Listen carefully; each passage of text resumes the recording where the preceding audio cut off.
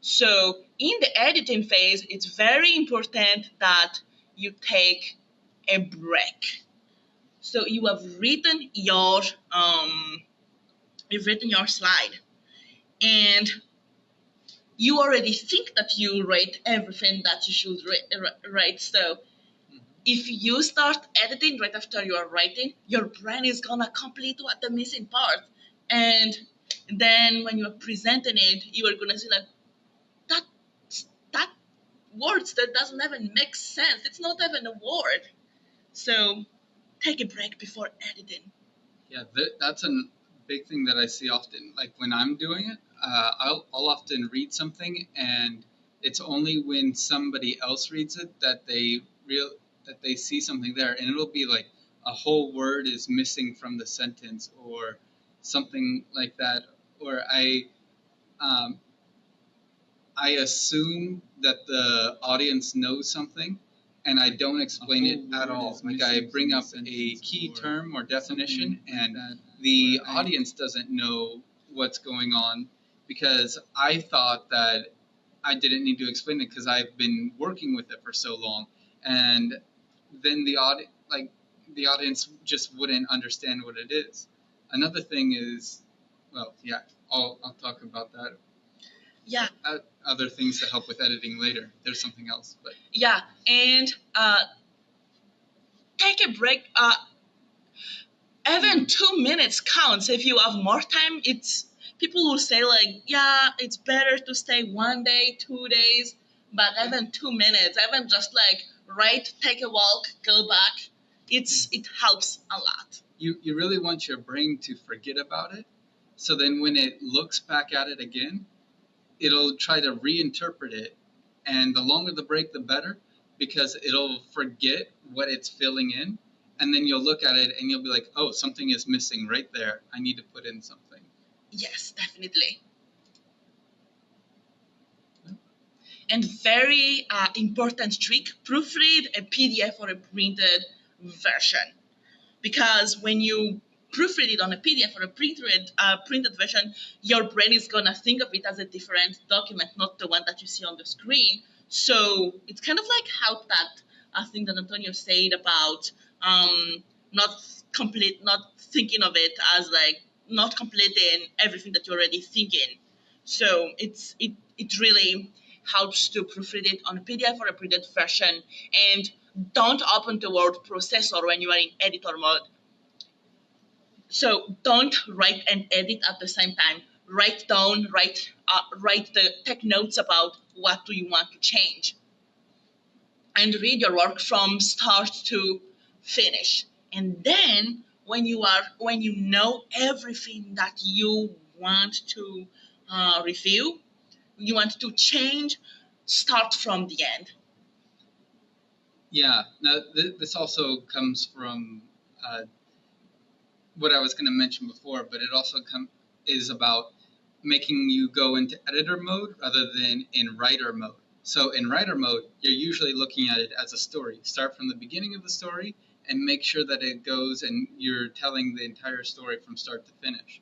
But when you're in editor mode, you're looking for things that are wrong in there. And what can help from that is you you may want to look at this from end to beginning. Not only are you going to be looking through taking notes and printing it out and doing it, but the best thing I've ever seen to see like this is a separate document is to start from the end of the slides and then work your way to the beginning of the slides, because if you do that, your brain struggles really hard to make that into a coherent story.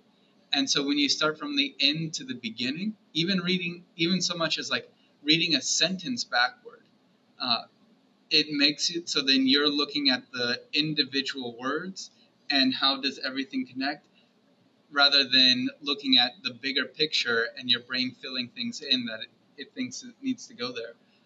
Not only going backwards in the slides, but also going backwards in the sentences, and it helps you catch a lot of things.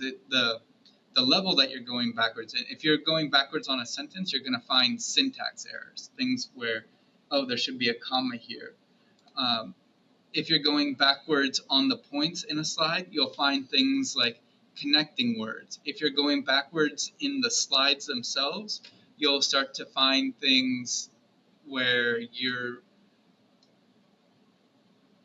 you'll find odd images within the slide, and maybe some connections between the slides.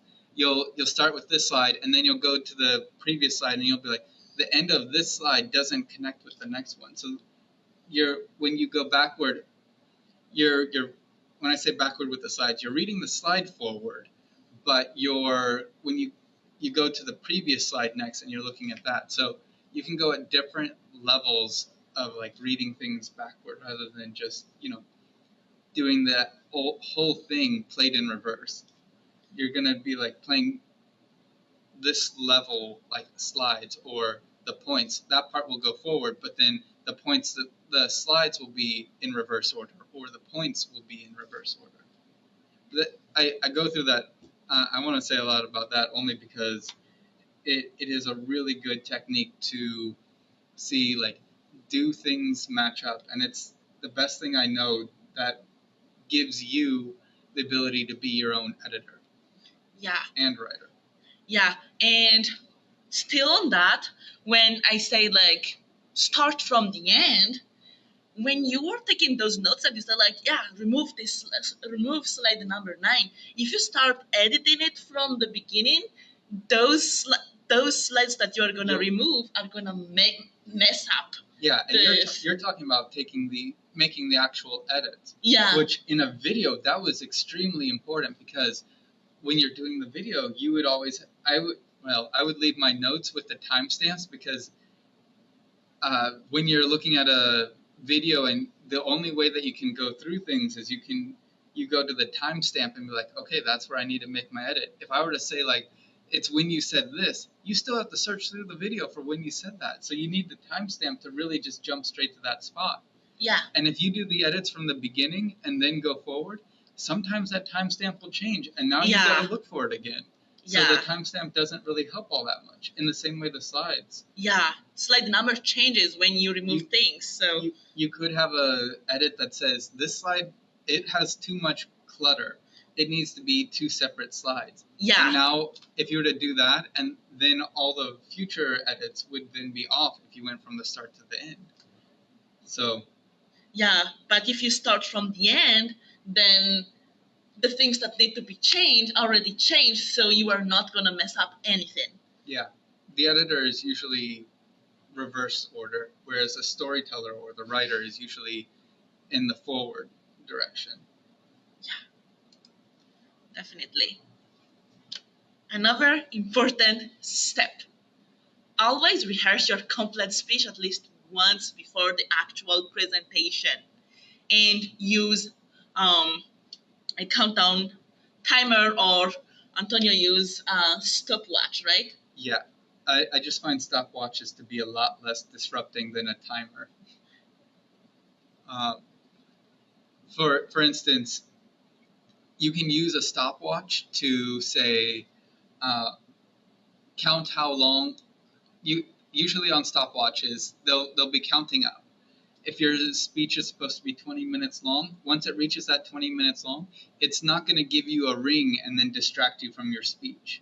Yeah. And it's going to keep counting past that. So with a timer, once it reaches that 20 minutes, it's going to stop. But a stopwatch will keep going, and you'll be like, okay, I went this many minutes over. That's how much I need to reduce my time by. The other thing that you can do is that you can, usually on stopwatches, they have a lap button. Yeah. Which you can use to either time like how long it takes you to do a certain section, like this is how long my introduction takes, or you can use it to see how long each slide takes. You can also use it to see how long it takes for other videos or presentations that you see, and you can use that lap button to see how do they time it.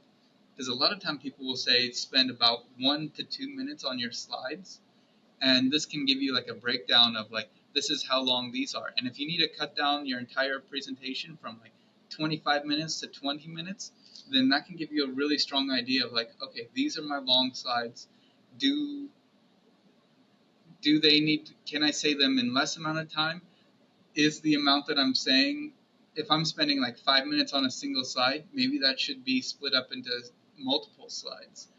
Um, is it going to be, it'll give you a good idea of like where do I need to add slides, remove slides. If there's like 5 slides that you go through in 5 seconds, those might be that actually sounds more like you're trying to make an animation going across the screen where the slides are like, here's a cow, and then it goes, moves, goes, and it's like that's the 5 slides. It's like, okay, yeah, that's pretty much one slide. But it kind of, if you're actually talking about something and you go through it a couple of slides in just a few seconds, maybe those shouldn't have been on one slide, and or maybe there's something that you can summarize a lot quicker, something that you can actually remove from your talk. Yeah, definitely. And very important is to speak out loud. Don't just think like I'm gonna be just reading the slides on my like mentally reading the slides. That doesn't count as rehearsing. That doesn't count. Yeah, it's probably the worst form just to give your presentation and be like muttering it to yourself, or just reading through your slides and being like, okay, I got it. That's you really need to say it out loud, because when you say it out loud, you're actually taking the time to say all of the words, and when you're taking that time to say the words, it makes a huge difference. It's the difference between, I think I could build a house, and building a house. Yeah. There are a lot of people who think they can do something, but then when they do it, it's they're like, oh, I didn't realize that this was so going to be hard to do this part. It's like, yeah, you wouldn't know that unless you actually did it. So that's why it's really important to just do your speech and say it out loud. Yeah, and remember when I say like don't switch between writer mode and editor mode? This is also very important. Don't switch between rehearsing and writing and editing. Take notes. If you see some places where you want to change, let's say you see like, okay, this word is written wrongly, just write it down on a this is written wrong, jot on it on a notebook and continue as if nothing happened. Everything that you want to change, take notes, and at the end, that's when you are gonna be go back to editing mode. One thing I didn't think about this before, but you can record yourself on your phone, and you can use that recording to watch back later. Yeah. Because I mean, it's always difficult to watch yourself, but you can see that, and you can see like, oh, here's a spot where I can improve. Here's a spot. Look at your own video recording of your presentation as one of those presentations where you're like, where can this person improve on? And you want to do that kind of thing. That's even better than taking notes, because taking notes can kind of disrupt your presentation a little bit, and you're also going to have the temptation to redo it. But you want to just, as much as possible, just go through your entire speech. If you're doing a recording, you may also have something that says, during your speech, you would give your speech, and then you say, wait, right there, I need to add more explanation, and then continue with your speech. Yeah. So you want to interrupt it as little as possible, and that's the idea of the recording, is that you're writing down, instead of writing things down, having to pick that up, you're just saying it, and then it's recorded, and you don't have to write it down. Yeah. And have a better audience if possible. Have just somebody who can be there and tell you how they feel. Do you speak very loud, or do you speak so quietly that they couldn't hear, or do you speak like too quickly that they couldn't follow, or are there words that you were pronouncing that were difficult to understand? With because you're in research, that tends to be a lot more like you have an advisor, someone who's like guiding you, but Yeah. then they are guiding like they have like 3 or 4 advisees, right? Yes. And then your beta audience is your advisor, the person who's guiding you, and the other people that they are guiding, Yeah. their advisees. And so like that becomes your beta audience, and you get an idea of like, okay, what is the breadth from the other people around your level, and then what do I need that it needs to be new for depth for those people who are already engrossed in the area, and that would be your advisor, Yeah. and they can kind of be your beta audience. Yeah. But there are things like that in all sorts of different, wherever you are, there's going to be people around your level, and there's going to be people who are uh, more advanced in the area, and you can usually find people from both that you want to uh, that can give you feedback about your presentation. If you are in a class, then you can ask the other classmates, like, hey, how about I present to you and you present to me, and I give you feedback, you give me feedback. Like, that's beneficial, that's mutually beneficial. Mm-hmm. And again, even if you are like really, really sure about what you did, always reference the original materials at each step, because sometimes you have changed your um, speech a lot, that it also changed what that original materials were originally saying.